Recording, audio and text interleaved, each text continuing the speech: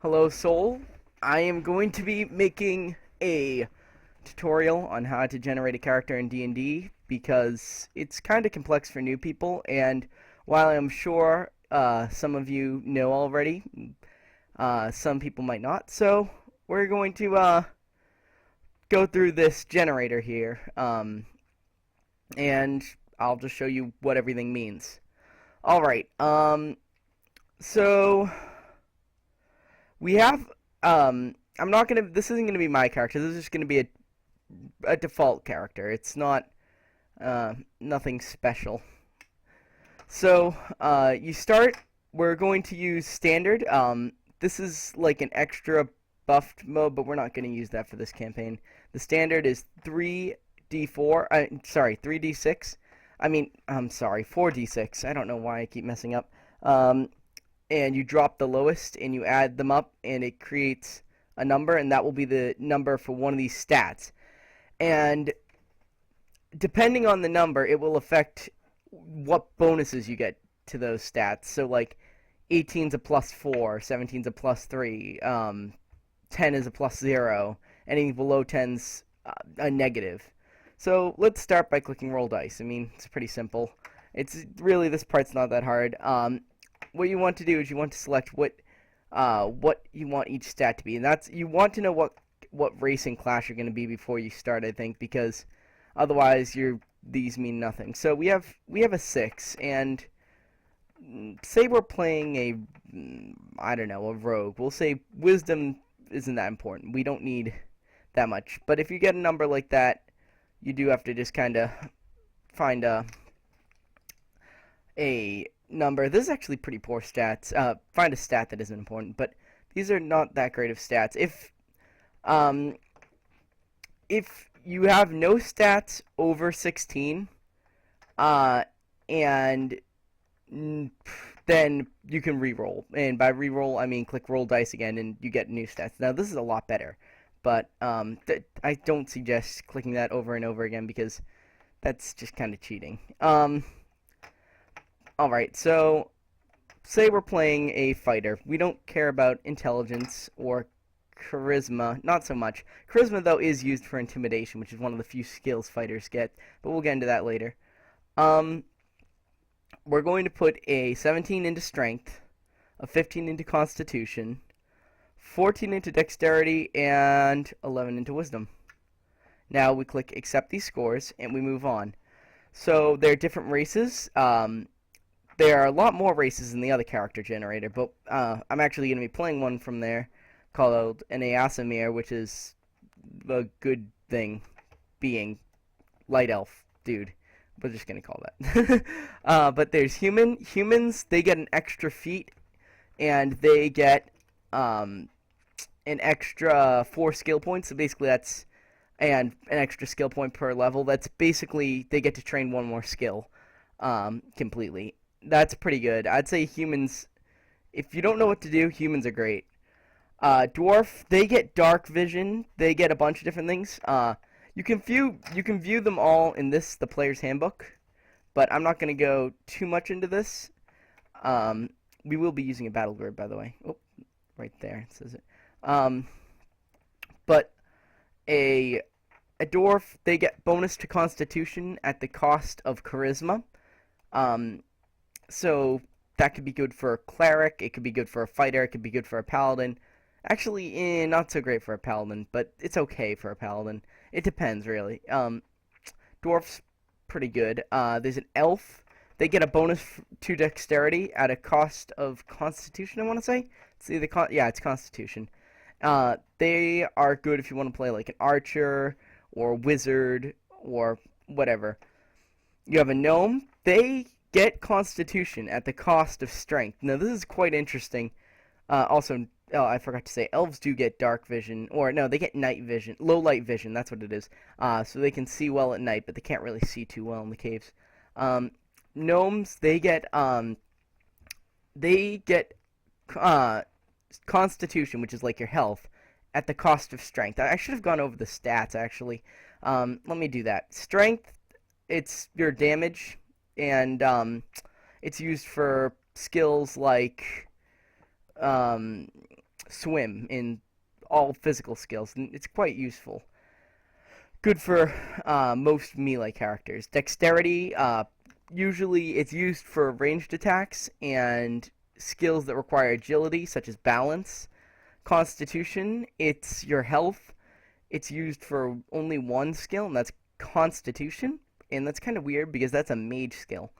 You have Intelligence. That's used for wizards. Wizards need that, and gives you more skill points, so often useful for rogues and such. Wisdom, that's wisdom and charisma both aren't really used for much other than skills, but they're used for a lot of skills, especially wisdom and important ones too. Uh, and then but wisdom is used with clerics. They cast based off their wisdom, and charisma's used a bit in paladin and a lot in sorcerer. Back to the races. Sorry, this is a little disjointed, but whatever. So gnomes are good if you want to play a tanky wizard. There's half-elf. I like playing half-elves. They get a bonus to spot and listen checks. They get a bonus to search checks. They get a bonus to diplomacy checks. They get a bonus to a bunch of random checks, and they're not really, I'd say they're probably weaker than humans in general, but I think that they can be good for certain classes. I like playing them as ranger or druid. There's halfling. Halfling, it's like your hobbit, but they're thinner because hobbits are fat. There are actually some halfling variants that are fat and more like hobbits. But that's whatever, doesn't matter. They get let me check. I can't remember halflings. I've never actually played a halfling. Half elves also get a lot of the minor bonuses that the elves get, like low light vision and such. So halflings get where are you? Where? +2 to dexterity and -2 to strength. Okay, so they're quick and agile and good with ranged weapons. They're small. Small characters do get they have to buy small weapons, and that's a pain because they're weaker. But they're good. Small can be good. It gives you as you can see right here, all this highlighting is annoying. Base land speed is slower than most. They get bonuses on climb, jump, move silently, and other stuff. It's quite nice. I suggest you read this. I'm not going too in depth about that, but basically they're the agile type. They can be really interesting. And then there's half orc, and they get a bonus to strength and a cut from intelligence, and they're good for pretty much all physical classes, even paladin. And that's basically it. Now there's your gender. You can choose whatever. It doesn't matter. Alignment. So I don't know how many people are familiar with the alignment chart. I'm sure most of you are, but basically there's lawful good, neutral good, chaotic good, lawful neutral, true neutral, chaotic neutral, lawful evil, neutral evil, chaotic evil. You can see it on the screen, and I just read it because whatever. But lawful good basically means you abide by a moral code and you're very strict about it, whether it be your own or a god's or whatever. But you're very honorable, and you like to smite evil. If you can't tell, I'm an example of lawful good. Neutral good is an alignment. I have a test. If people are unsure of their alignment and don't know what to pick, I can get you a test that's pretty accurate.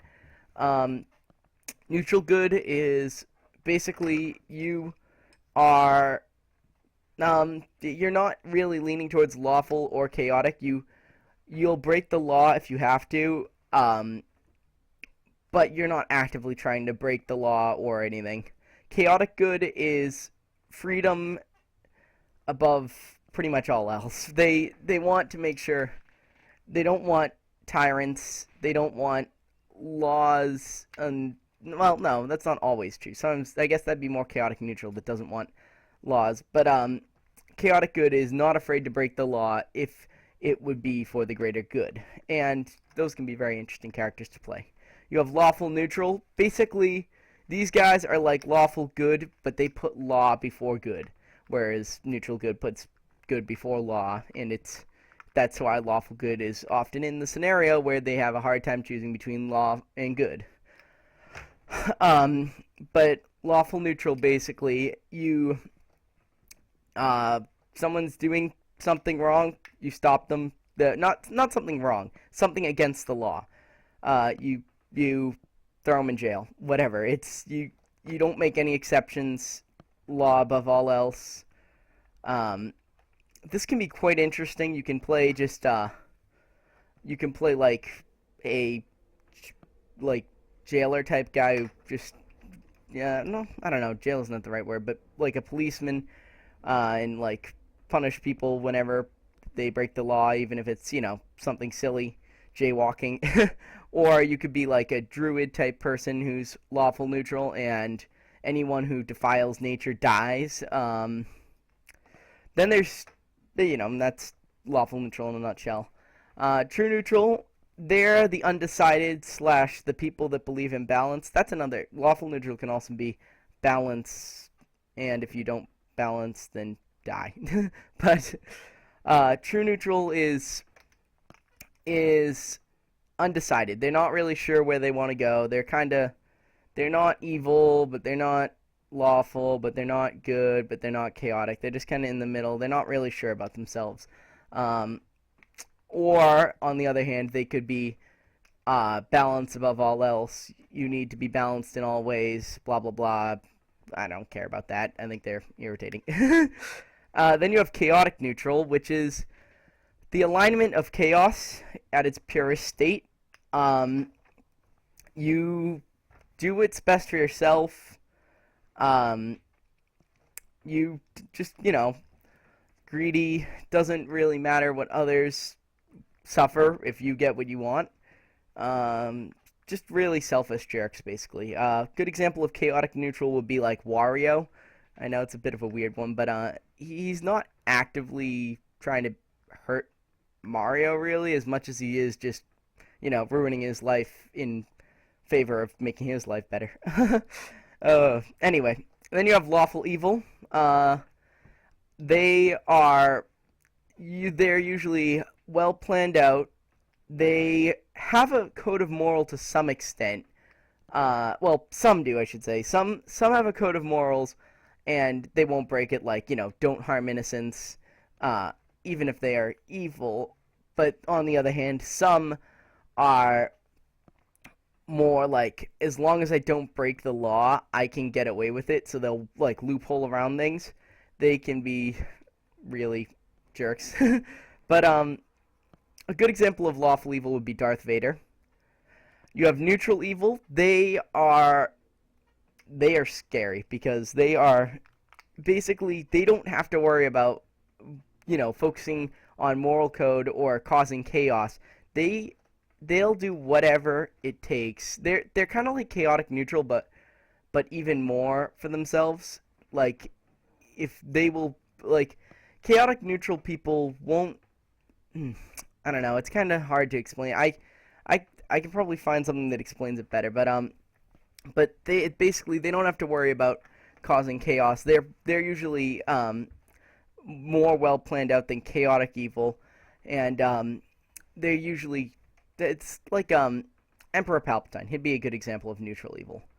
Then you have chaotic evil, and chaotic evil basically is just murder everything, and they just kind of do evil stuff randomly. And it's honestly, occasionally there'll be an insane chaotic evil person, and they're played correctly, and it'll be really interesting. But a lot of the time, they just end up being murder hobos and boring characters.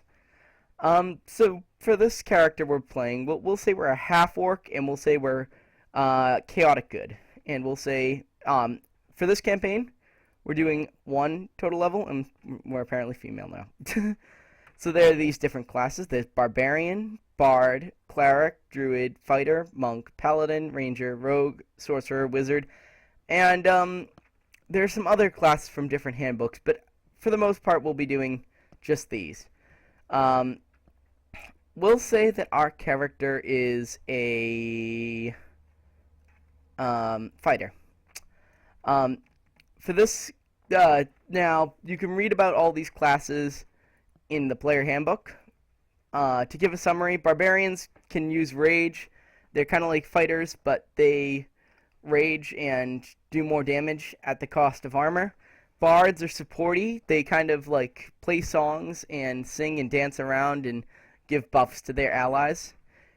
Clerics, they heal the party, and they're also kind of a frontline fighter. They don't get all the melee weapons, but they get all simple weapons, and we'll get into that later. And they're pretty fun. I like them. Um, there's druids. They have an animal companion, and they can shapeshift into a another animal, and that can be quite interesting. There's fighter. They are your run-of-the-mill, just standard fighter. You can play them as a ranger. You can play them as a melee combatant. You can do a lot with them because basically what they get is bonus feats, and we'll get into feats later. As I've said, we'll get into blank later so many times. Uh, but they're very highly customizable, and what may seem like a boring class at first is very much not. There's monk. They are anti-mages. They can dodge spells and crazy stuff, but they don't do any damage whatsoever because they can't really use weapons and they can't wear armor. So anyone who has armor on is gonna be able to crush them. Then there's paladin. Paladins are justice men. Usually lawful good, though in this campaign, I'm allowing it, assuming IDM, which it might not be the case. I'm allowing you to change. There are no alignment restrictions if you can work it into your lore. And for Paladin, they do have a thing called like Smite Evil. If you look at it, if you go and look at their character variants, because there is a page I'll link in the post that has variants on all the classes. There are Paladin of Freedom, which is chaotic good, Paladin of Tyranny, which is lawful evil, and Paladin of Slaughter, which is lawful. No, I'm sorry, not lawful, chaotic evil.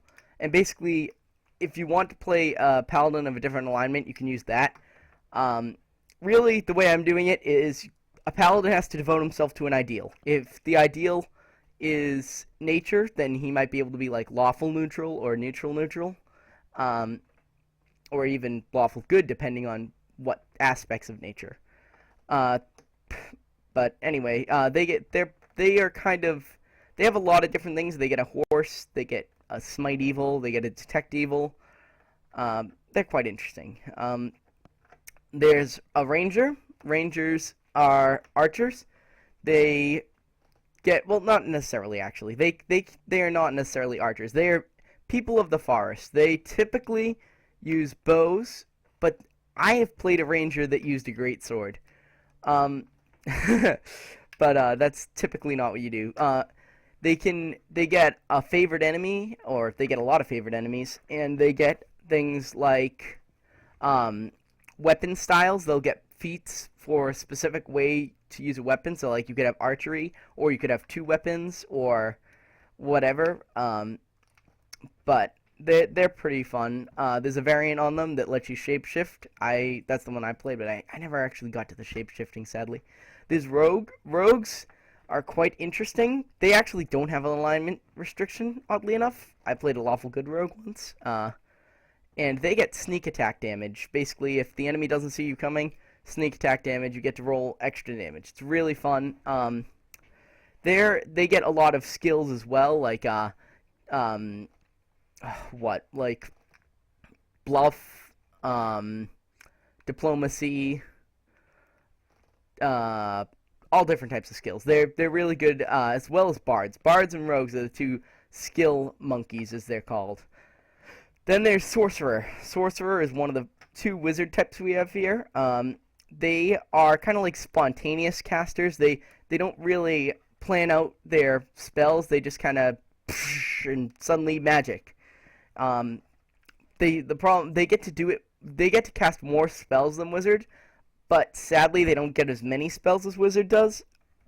By that I mean they get more spells per day, but they get less spells overall. So they have less utility. They're more like a damagey type guy, I'd say.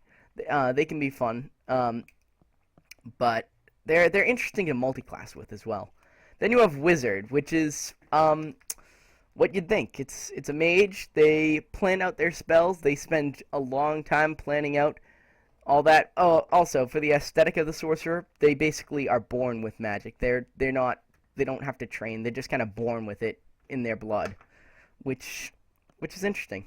But wizards, they train to try and become a wizard, and they devote their life to it, and that's when they get all this magical stuff, and they can cast spells such as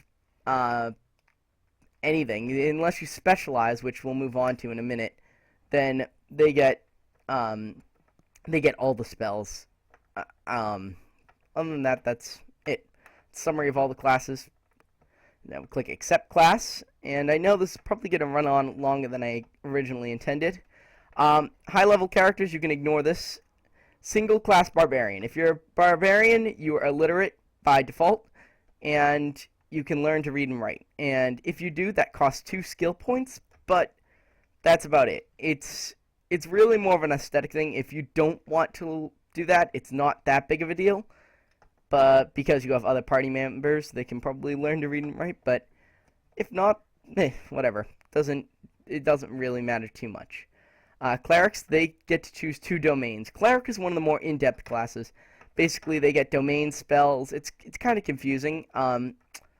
If people need help, I'll be able to help them, but we're not going to go into too much. Basically, each god gets has a few different domains.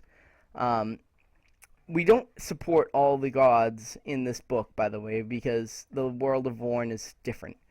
But we do have some of them, and we added domains to some of the other ones. Most of the racial gods, except for Moradin. Moradin is, instead of the god of dwarves, the god of earth. In Vorn, which is our world. We have monks. Basically, apparently, at certain levels, you get different feats. I don't really know what any of these feats do. I'm sorry. But that's how you can pick them here. Rangers, you get to choose a combat track. So you can have archery or 2-weapon fighting. Favorite enemies. For Ranger, you can choose any of these. Basically, when you're fighting one of these enemies, you'll get a bonus to them. Sorcerers and wizards may have familiar. If you don't want to, you can click none. If not, you can select one of these. Wizards may specialize in. They can either be a generalist, which means they do everything, an abjurer, and I think what happens is if you specialize, you get more spells from that domain. But if you do specialize, you have to give up 2 areas, unless it's diviner. If you select diviner, you only have to give up 1. So, like, what I've done in the past is I've selected diviner and given up necromancy, because necromancy isn't that good, and it's not my thing. Prestige class, ignore this for now. Now you go to the skills. Since we have a low intelligence, I only have 4 skill points. But, that's okay, because I'm a fighter. So, see how some of these say cross-class. If they say cross-class, it takes a long time to level them up. You want to ignore most cross-class skills. But there are different skills that aren't cross-class, and you can select them and put points into them. The most important ones are listen and spot. Those 2 are really important. And there are other ones, such as, like, for wizard, you want spellcraft, and you want concentration. And if you're playing, like, a bard or a rogue, you want, like, diplomacy, maybe bluff. Where is it? It's like, sense motive. There we go. Oh my gosh, I could not think of sense motive. That's a good one for, like, paladin and sometimes even bard or rogue. But sense motive, that's to tell if someone's lying, basically. and you can just click accept these skills once you've used up all your skill points. It took a lot less time because I had 4 because I'm playing an unintelligent fighter, as in I'm not actually playing this, but this is the example character. Feats. So feats are rather complex. Basically, they're like perks. They do different things. They're very varied. There's no way to really describe them well. Depending on what class you're playing, this is more of a personal thing. So if you have no idea what you're doing here, come to me personally on chat or through Skype or whatever, and just say, "Hey Draco, I don't know what to do with these feats. What should I do?" And I'll be like, "Okay, here, do this." Now, just to give you a summary, some good ones for like melee people are power attack. That's a great one. Basically, it lets you say, "Okay, I want to take like 4 off my roll and add that to my damage."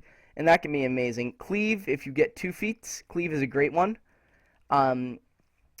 For archers, there is point blank shot in all these.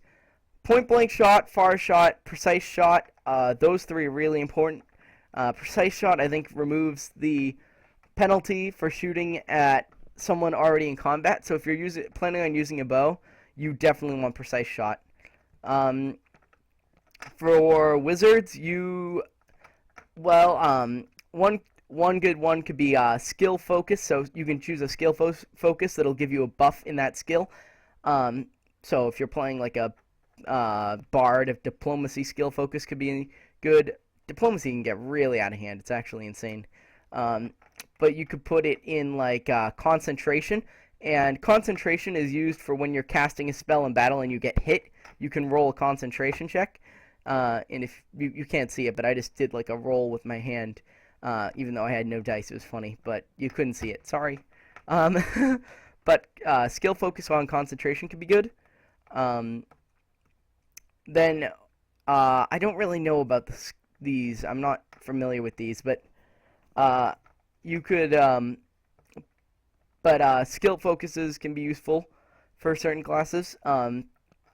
Item creation feats. If you are going to get one, I think you should get it later on, and you'd probably want either magic arms or armor, or wondrous item. Wondrous item, I think, is the one that you want to go with if you do that, but not yet. Mounted combat, that can be interesting if you're playing like a fighter. Also, fighters get bonus feats, so you get to select 2. So like I can go with power attack and cleave. Bull Rush, Overrun, and Sunder, they're all in the combat section of this player's handbook. Highly recommend reading it. You can even, I always keep it open during a session. But yeah, I highly recommend that the cleave and power attack for fighters. Dodge can be good as well. Anyway, but we'll move on from that. If you need help, just tell me. And oh, I have more feats. We'll just say dodge, and just try and accept it now. I have more feats. How many feats do I have? Oh, did I not? Huh. Apparently I have a lot of feats. Did I break the thingy? No. Oh yeah. Combat expertise, that's an interesting one, but endurance. Oh wow. I don't know why. Do I have... Huh. I think I broke the thing. Uh-oh. Maybe I have too many. Could have swore I would have got him. Well,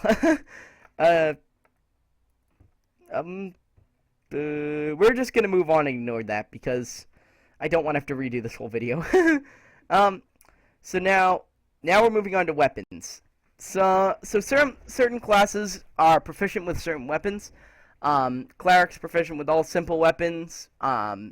Fighter, ranger, Barbarian, they're proficient with all simple and martial weapons. Exotic weapons, no one's really proficient with. You have to, except for Rogue is proficient with not repeating, hand crossbow.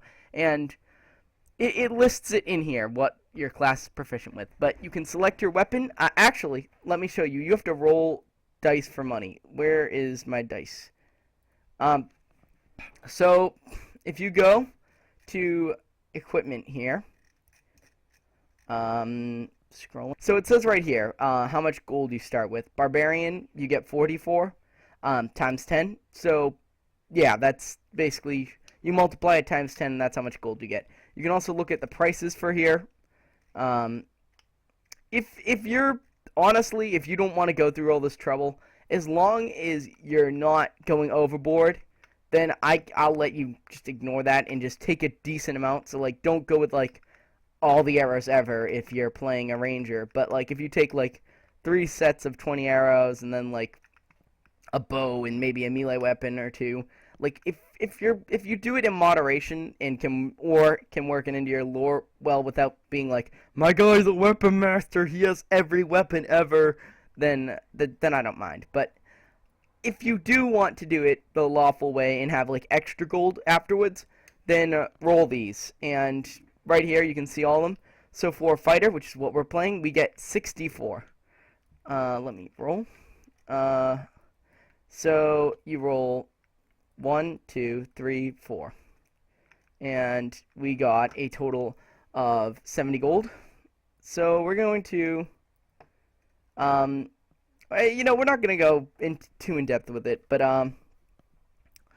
you can get weapons like a gauntlet. These are used, I think, for like monks, but I've never really used like the gauntlet, a spike gauntlet. We have dagger. Never used a punching dagger.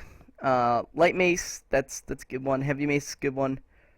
Morning star, that's a fun one. It's just basically it's a heavy mace but with spikes. Short spear, long spear, quarterstaff spear, whatever. You get the idea. Crossbows are good for people that don't want to use bows but want to have a ranged attack. You have martial weapons. Certain weapons here are two-handed, like the great sword and falchion and such.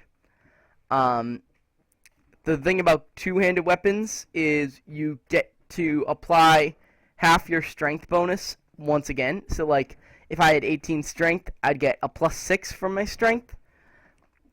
It's quite nice. And then you have, and also, if you don't know what a sap is, because I had no idea what it was, it's like this bag thing that you mug people with. Not literally mug people with, but you knock them out, and it's rather interesting. I've used it to knock people out before and not kill them. If only I had one when I accidentally killed my character. That's a complex story. Never mind. Shield, if you want to be a go sword and board or sword and shield, up to you. For a fighter, we might want a tower shield and like a let's go with a war axe. Where is it? Where are you, war axe? Battle axe. There we go. War axe is actually two-handed, I think. Battle axe is one-handed. You can find all the stats on this stuff in there. But certain classes are proficient with shields, and to certain extents, some are not. Like, I'm pretty sure druids are only proficient with, like, wooden ones, and I'm pretty sure, I think paladins might be proficient with tower shields, but fighters are too. It's, like, one of their exclusive things. You have your armor, which is certain classes, again, are proficient with, not all of it. Like, rangers are only proficient with, the light stuff, and I think clerics are only proficient with things up to medium. But, you want to look at your class and find out and see what's affordable, because armor is important. Then you have extra languages. I'm really not sure why this is here, but if you're intelligent, unlike my character, you can select other languages. Now, make it realistic. Don't be speaking Infernal when your guy is a halfling rogue that grew up in a slow town in the forest.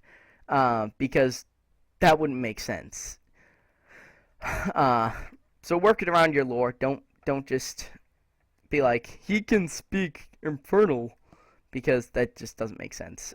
Equipment, you always want a backpack, bedroll, and that type of thing. Just look here. Add it all up. It's in there. This is just random stuff. Always good to have a light and whatnot. Additional equipment, if you have something special you want to add in, contact me if I'm the DM, which, assuming I am the DM, it will then, whatever. You can put all the info there. And now here's the part where you just customize your character. We're coming to the end here, actually. You can have red eyes or green eyes, whatever. This is all whatever. Character name could be, it doesn't matter. And the player name could be, and more about could be, blah, blah, blah. Because that's not that important. And you can be whatever, you can do that, whatever, it doesn't matter. You can change your height, change your weight.